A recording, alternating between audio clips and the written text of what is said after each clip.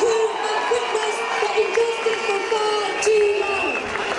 And my message to our government is this. This is your problem. This is our problem. We do not need aid convoys. If you truly match your words that this is an unjustifiable siege, why are there not boats in the name of this government going out today to break that blockade? So let us say here, words are not enough. We don't want to see more violence. We want sanctions now on Israel. Why? Why are we subsidizing a terrorist state? Why are we subsidizing a rogue state? Israel has preferential trade agreements with the EU. We, the British taxpayers, are paying for the arms which the Israelis are using against the Palestinians.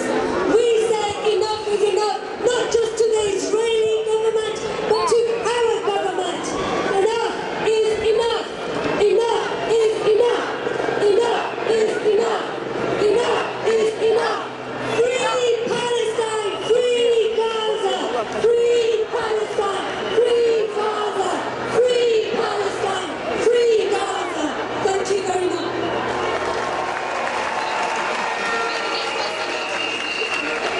The myths of Zionism, who's just returned from a conference on Palestine and Israel, and is an example of the growing number of Jews who have the integrity not to show bias towards the Israeli state just because they're Jewish.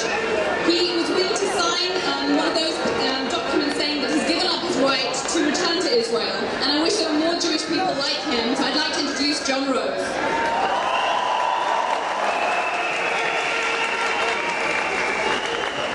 I had the great honour to speak at a conference of Palestinian socialists in Israel just a few days ago.